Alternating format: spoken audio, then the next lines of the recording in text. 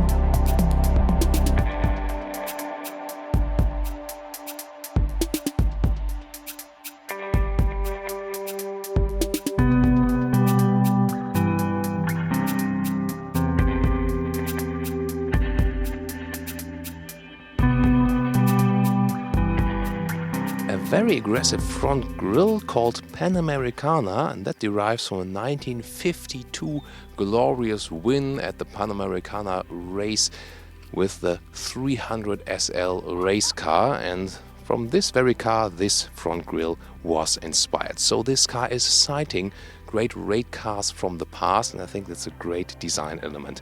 The C version here, the GTC, features even stronger air intakes in the lower part. You see it sits really low as well, AMG badge. And you can already see that the hood is separated from the very front part here. The hood has a total inlay here, like for example we've seen at the Mercedes E63, and that is also a sporty design language of all AMG cars at the moment. The normal GT Roadster, by the way, 130,000 euros in Germany. This one here, the GTC, 160,000. LED lights in a very spectacular form here too. Of course, you can expect from such a car at such a price that they come with LED. 4 meters 54 or 14 foot 9 is the total length of this vehicle. The GT comes with 19-inch rims front and rear, and here the GTC has 20-inch in the rear, still 19-inch in the front, and that leans the car a little bit forward, a more aggressive look. By the way, those bird sounds in the background you sometimes hear, well, those are obviously some birds, just to mention that. If you hey, what's those sounds in the back there? Then you see how low the car is sitting, and it's basically consists of this one design line here, just going all over the way, pretty straight. And then little stands right here to play a little bit with light and shadow.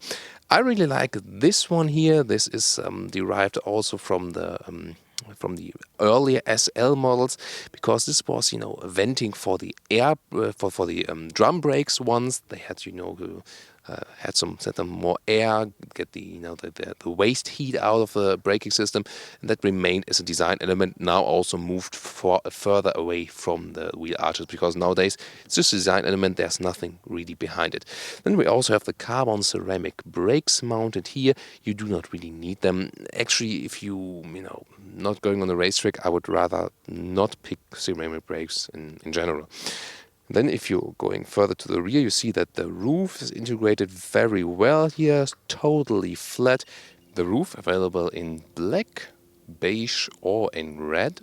And we can also close or open the roof 11 seconds with the key. So that's pretty good in front of the vegan ice cream parlor, for example. And there you see it works pretty fast. And also remains a very beautiful line with the roof closed, how flat the car still is. However, we wonder how will that play out when we're inside the car, headroom wise, also for tall people. We will find out. And you can see here again, opening the roof again is always a nice effect to look at. And again, holding the key just does the job. Otherwise, you can also do it from the inside, a button just next to the main rear mirror. And now to the rear with those really horizontal taillights, also in the LED style, all flat and round, very central design here also for the rear. And this is also the biggest difference then with the GTC, because here this one, the C version, is 5.2 centimeters wider in the rear, and that's just like the GTR Coupe. So the normal GT would be a little bit slimmer. Basically, it would be, I think, wide enough for sure. This one here has a little more aggressive appearance then. And then we can also take a look at the exhaust. And if we take a deep look in there, so the outer part here is just a black frame. The real exhaust then is hidden right in there. And we've also heard it recently. Designers try to make a seamless design then on the outside, and that's always the big discussion then of seeing the real exhaust pipes or not. And to show you some color variations, next to our solar beam yellow car, we also have a selenite gray Magno car. So this is the matte gray finish. Of course, there are even more colors available. And here we can also, for example, see the red roof.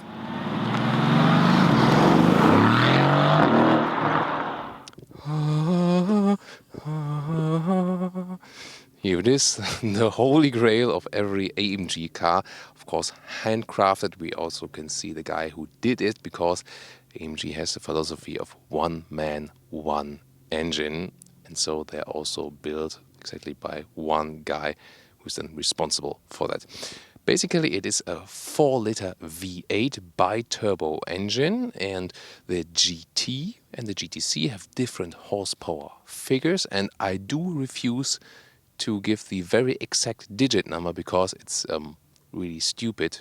I just round them up a little bit because it is 476, and I mean, who can remember that? So let's say the GT 480 horsepower, and here the GTC 560.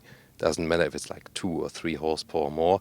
So overall, a horsepower difference of 80 horsepower between two versions, and for acceleration that means 4 seconds to 100 kilometers or 62 miles an hour for the GT, and 3.7 seconds here for the GTC. Great performance. And this one here has an electric rear differential lock, the GT a mechanical rear differential lock.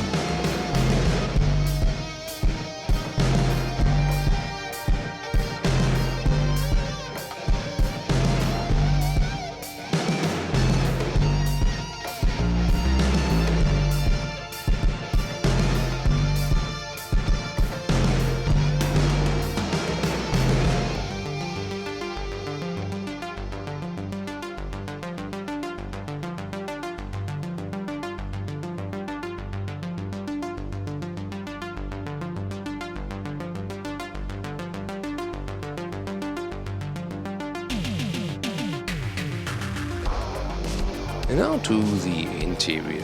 Right here, the door. On the inside we have nice Alcantara surface and a great building quality. You can see here the optional Burmester sound system everything also real metal and stuff. Here's some, small storage space. Move into the interior, entry cap AMG, and then the different seat options. First of all, what is interesting and important, there are two seat forms. The normal sport seats, they're a little bit thicker here, and I would recommend them because they have more comfort. Those ones here are the optional bucket seats. As I said, they look sportier, better for the racetrack, but if you don't put that car to the racetrack, do not go for the bucket seats, pick the standard sport seats. Also, the GT, the normal GT, comes either with fabric inside, leather red on the outside, great mix, or microfiber inside and leather red outside. Leather red is called MB-Tex or Artico at Mercedes. But here the GTC comes with animal skin full as standard, but then this one here is the option with microfiber again on the inside, but then they use animal skin on the outside, which is not making any sense. And that's also another reason to go for the GT version. Or if you really want a GTC, just ask a Mercedes dealer, hey, I'm paying 160,000, 180,000 bucks, then give me the seat I want, maybe the one from the normal G. Very interesting.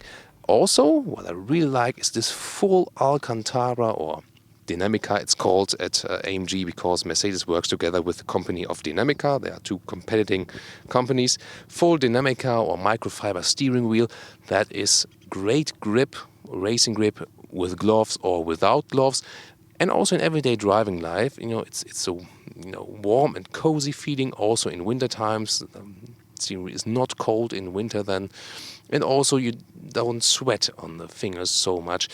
People sometimes say, yeah, it wears out quickly, but I mean, I would just take that anyway, because even if it would be wearing out more quickly, then just take a replacement at some time. Because if you pay 180,000 euros for a car, I mean, you can at some time maybe invest 60, 70 euros to get a new microfiber on that as well.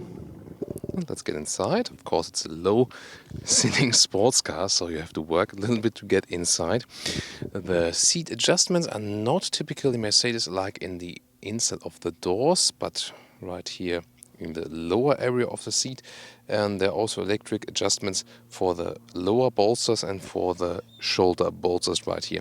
As I said earlier, those ones here are the optional performance seats. They look sportier, but they are way more uncomfortable than the standard seats, I can tell you. And that's, I think, basically with most of the cars overall. Sometimes a basic sports seat can maybe for some people be more comfortable than a very normal seat, because some prefer a little bit more support. But then those bucket seats, they are really for the racetrack. They are for racetrack style at least, but do not pick them as for comfort reason. Then, of course, it's really this low seating position here. The steering wheel can be adjusted electronically in all of the four ways. Also back again. And yeah, comfort-wise, also if you compare it with the main competitor, the Porsche 911, where you have a little bit more room here, also for your knees when you move around here. So a little bit more spacious feeling on the one hand. But then again, the seating position, as we've recently experienced it in the 911 GTS, was, I think, a little bit more comfortable in the Porsche. But then again, this could also be due to the bucket seats here again. What is also interesting, because headroom is not really something here. Watch stationary, we have to use the brake pedal. So I'll close the roof here once more again, because I want to experience the headroom when the roof is closed. Also for people like me, 1.86 m or 6'1", and that leaves here still some headroom. So also with 190, or let's say, no, I won't make a U-turn right now here, sorry. Or let's say 6'2", that would still work. So although the car is that flat, it still leaves room under this 3-layer acoustic roof. Cockpit overview, a huge lower middle console here. For me, a little bit too big, because that reduces again the room you have available here. Then we have a lot of round design elements. So here those 4 air vents, a little bit too much, I think. Also, maybe could have made it a little bit more, a little bit smaller probably. The touchscreen is also not that well integrated.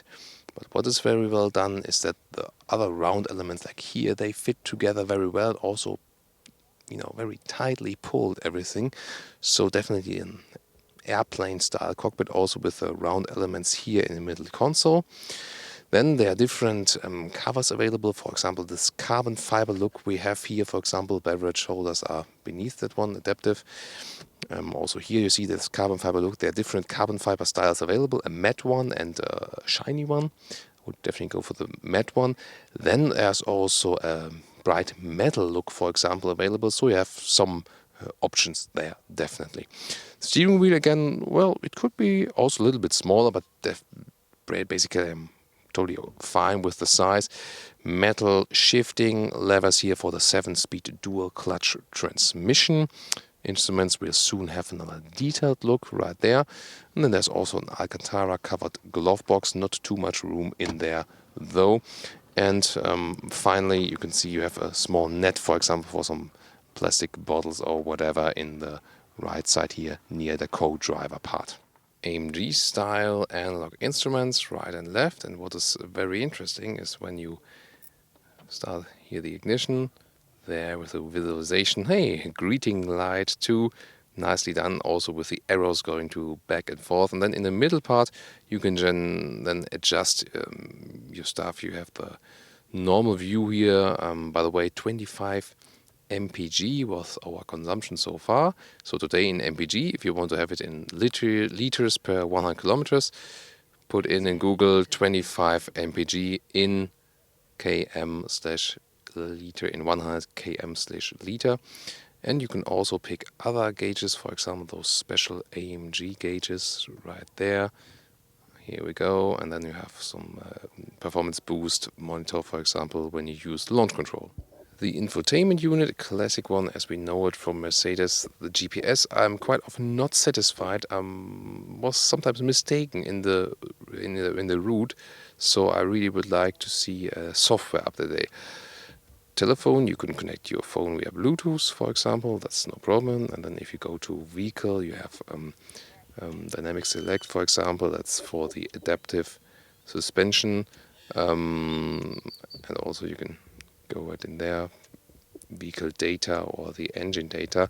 So that is nice to look at that one when we drive the car. When we switch on the vehicle, look at that one. Then when the power and stuff output goes up. Below the air vents here, left side seat heating, and then also the optional air scarf, the neck heating. You can put out the wing separately. You've seen it in our static shots, but it's also done automatically. So when you're driving faster, for example. And even lower is then the typical AC unit in a very nice integrated style.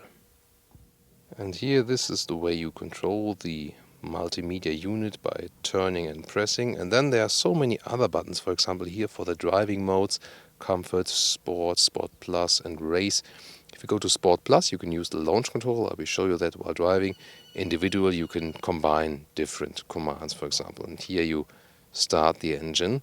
And you can also pick separate functions, for example here the ESP off, or right there, just setting the suspension mode differently. And there's the armrest. You can flip that one up, and then you will find two more USB supplies right there, and you can also just put phone or key in there. And what's also funny is here with the key, that's the way the key looks, you can also put it right in here when the keyless entry, for example, is not working, and then you can put it here and start the car like this by turning the key right there. And what about the luggage? You can open it with the key or also from a button inside. There's no external button right here. And you can see it is limited, but you can easily access it. Also very shallow. And just for example, I can put one standard trolley in there.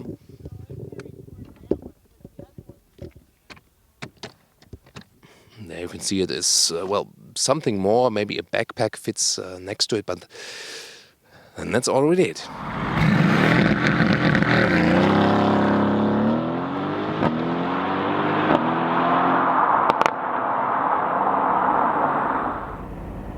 So we'll start our driving with a small launch control, switching from comfort mode to S+. That's enough. You already hear it like bop, bop, bop, scrolling a little bit. Then I'm hammering the brakes with my left foot and hammering the throttle with the right, and then release the brake. Let's go.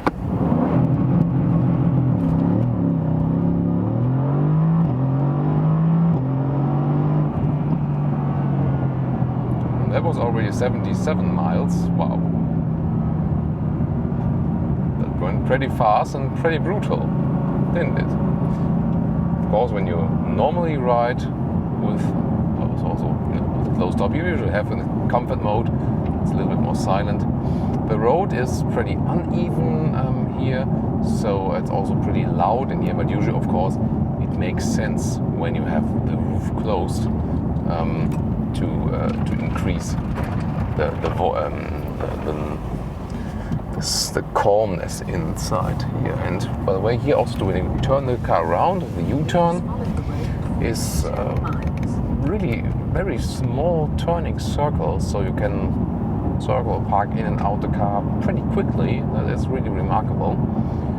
And driving with open top, I will soon show you that. Also talk a little bit more about that.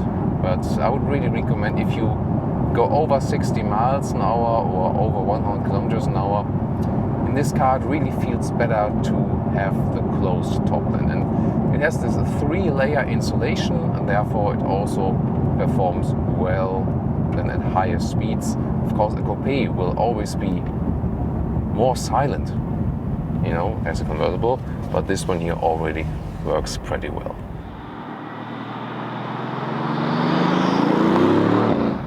And a short, agile riding part with closed top. Then we can also concentrate even better on the sound and on the true dynamic handling of this car.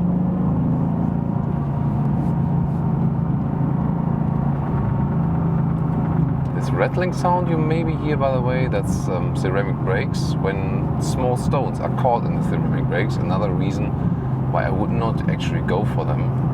That happens actually quite a lot, that some stones are getting caught in there, and that can create some very strange noises then. So let's go for it.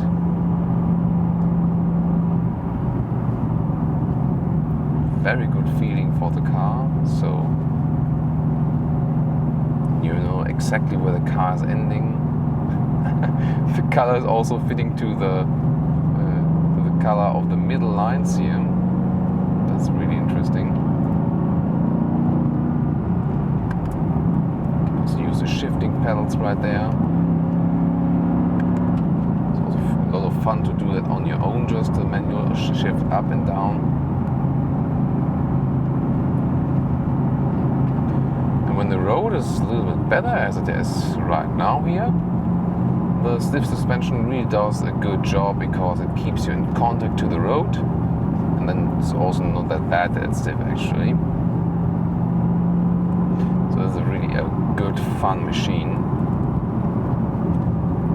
I mean, I could theoretically go double as fast in this corner, and the car would, you know, basically not care at all. Here when I'm going left and right, great control. I also like sometimes to watch the side mirrors, because they're neatly attached right there on the chassis. So here we go into another right-left combination.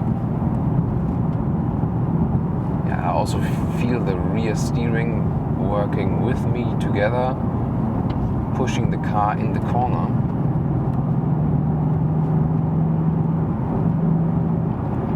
So that also evens out for the weight that such an V8 engine is, of course, putting at the front wheels.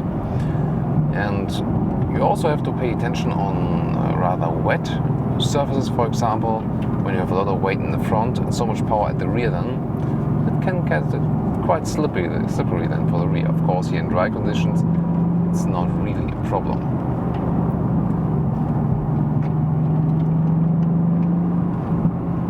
So let's see if we can Overtaking also just when it's really a safe spot, that's really important. And you know, on those one-lane roads, it's always safe to just leave it then by that. But I mean, the speed limits are quite fierce here in Arizona as well, and basically it's good that, you know, everyone keeps the car under control. Of course, if you have such a performance vehicle, that could easily go double the speed. Yeah, that's a little bit tricky to endure then. So the great thing is here really with a car that can accelerate that well out of the corners, especially when in Sport Plus mode. Torque there directly, very serene feeling, and automatically you're like a magnet glued to the car in front of you again, even if you left some space between you and the car in front of you.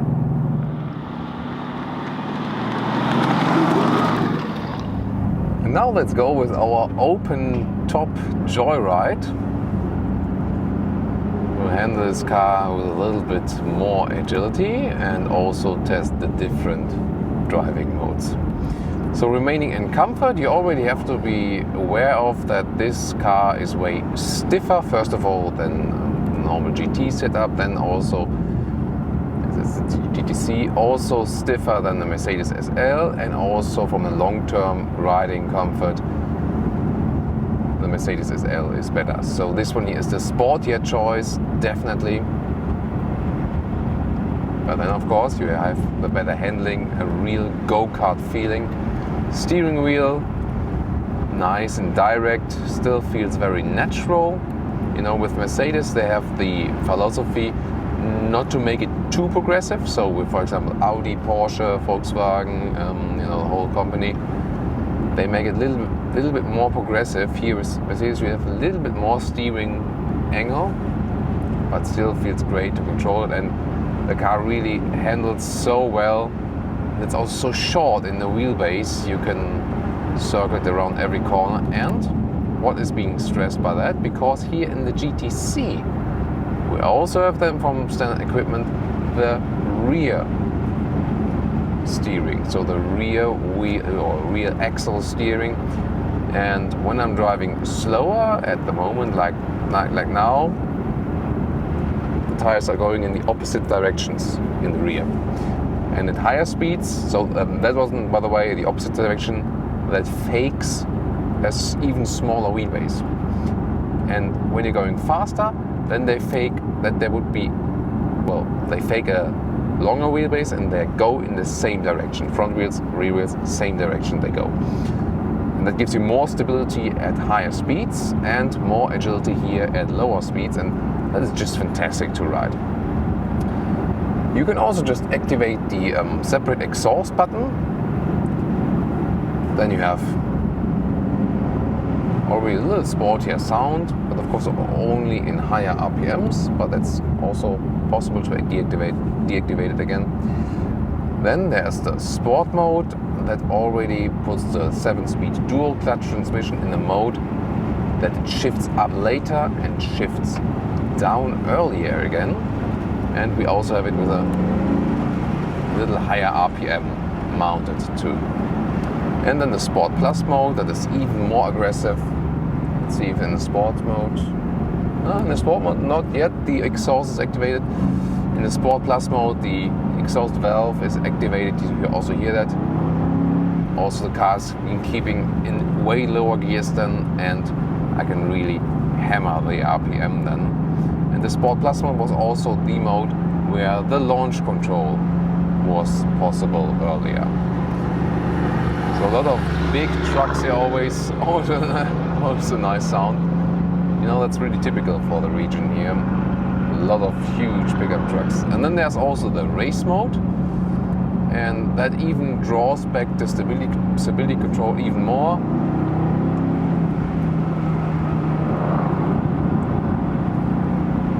I can also just go with the Sport Plus mode and enjoy that ride.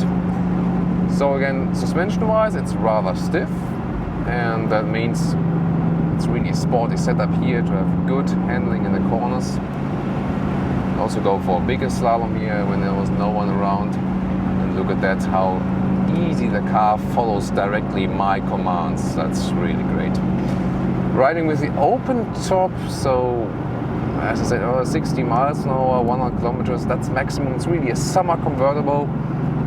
Above that, even if you have the windows up, it gets a little bit too noisy, and you know, it's not really comfortable from the wind coming in, even if it's quite warm. So this is really convertible for slower speeds like here at the moment, enjoying countryside, and definitely for warm temperatures. About the dual clutch transmission, I can also shift it here with the pedals. And when I give it a little upshift, we also hear this plopping from the exhaust. Plop, there we go. And also when I leave the throttle again, we hear this exhaust plopping. It's a pretty good sound. However, the sound is not too over-exaggerated, I would say. And I think that's nowadays a good choice. Because you know, you want to have a refined sound, yes, but it shouldn't also be too loud. That's maybe, you know, if you want to have such a sports car, you do expect that. But then again, it also has, you know, something of the right style, you know. And if it's just too loud, it's not really that cool anymore. It gets a little bit cheap, if you know what I mean. So I like the refinement of the sound, definitely. Hardly any tilting to the sides here. Everything kept. So I can also check those vehicle controls. For example, in dynamic select, then we also see the power output, for example, the engine data, see Newton meter and the kilowatt output. Also the engine temperature, that's nice to see.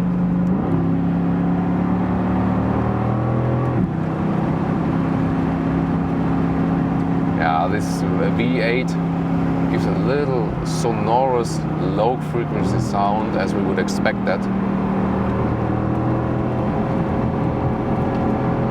Accelerate out the corner.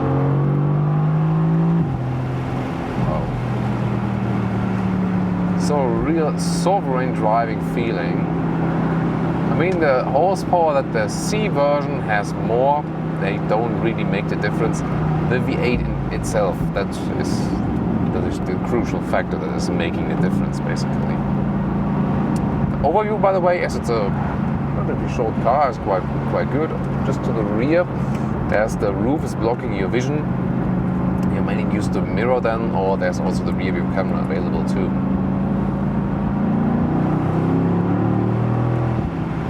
And there's, you know, even if you're in the higher gears, there's still always power reserves available.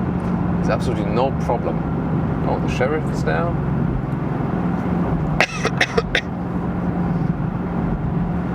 Well, I think he's staying there. We have to watch out that we don't drive too fast. You know, for the high performance test, it's always better if you use the German Autobahn. But of course, I mean, for enjoying countryside and stuff and driving with open top, the US is also, especially, you know, in the West Coast, a really great region for that. What is also remarkable always with this very car is when you look to the front, when you look forward, you see this massive front hood, always signalizing it's a very powerful car, and also the air outtakes we got there. It's really, really impressive stuff, and that's a lot of emotions then coming with the racing feeling. And also evoking some thoughts of past race cars, and that's what, you know, what they also really wanted to do with the design. I think it works pretty well. Then again, what about, you know, Porsche 911? As a convertible, we've recently driven it. We had it as a 4S in the facelift, we had it as a GTS in the Targa. And I would say that the long-term comfort was better with Porsche. But then again, that might really be the seats here. So it might be different if you have the normal sport seats right here. The suspension here, especially in the C version, is to me stiffer than in the Porsche, I would say. But then again, both have really great handling. This car here feels shorter, especially with this rear steering. So that is something really remarkable about the C version. I think the biggest advantage for the C version that you have an even more agile driving feeling than due to this rear steering. That is, I mean, but on the other hand, Porsche is also offering it if you want to have it, so you can even out that one. Both cars are, you know, also in an equal price region, so you can spend so much money on there. Here, by the way, nice echo sound.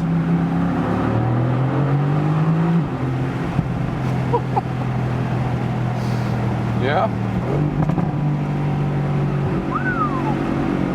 Yeah, that is really some brutal stuff here.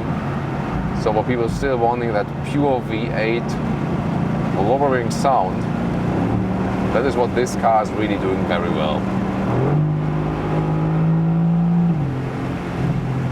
But you can also hear on camera the wind noise I've talked about earlier, already about 60 mph.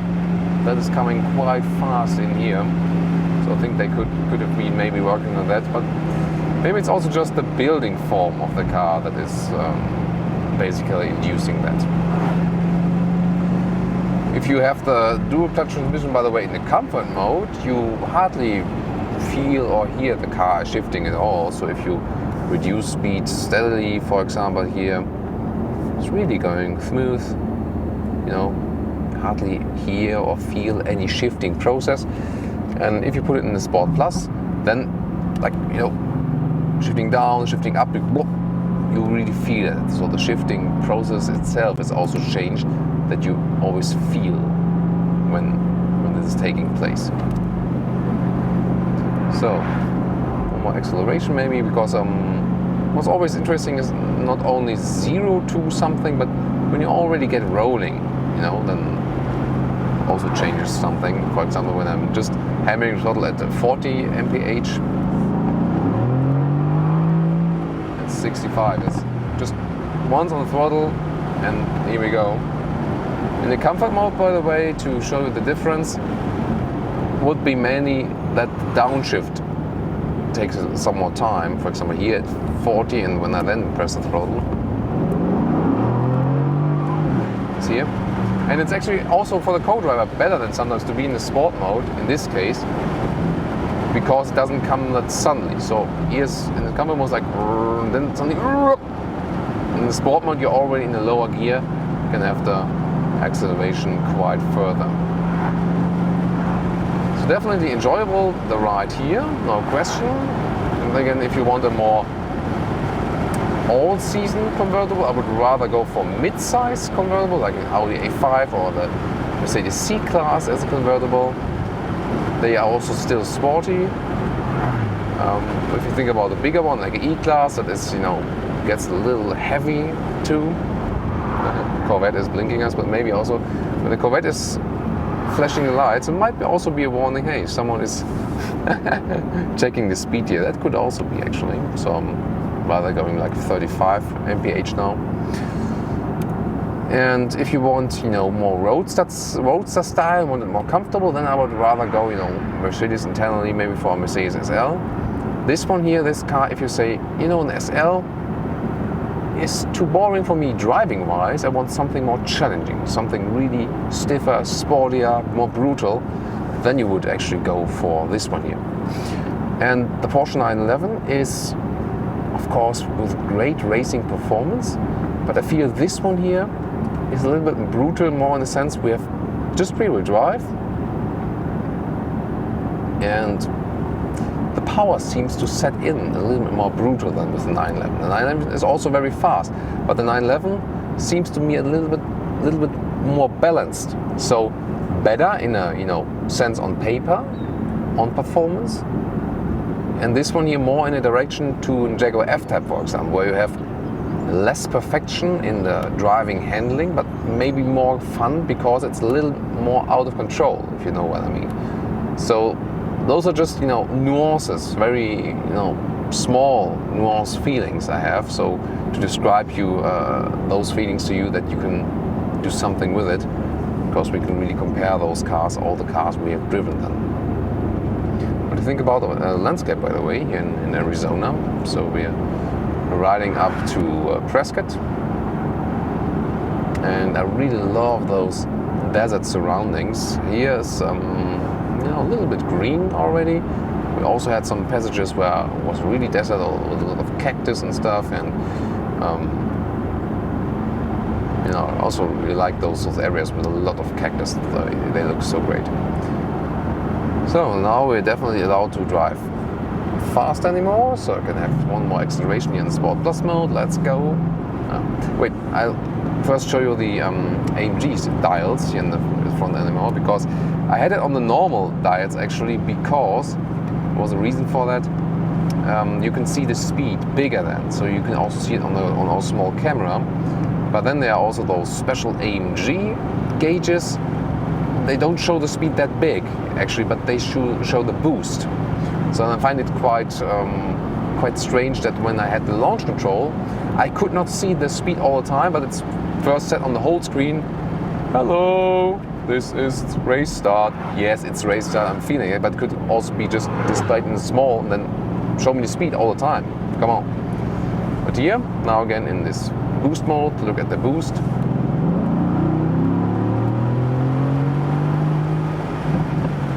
So maximum boost then also displayed in the front display. I mean, why not? If you're driving yourself, you can also leave it with those AMG gauges. You have something more special than with the normal versions, a little bit different from the visual part. And then you can also check out how the turbo, or the two turbos, are actually working with this engine. So I hope you enjoyed our open top ride here today. I definitely did that together with you. I would say steadily move on to our very fine conclusion.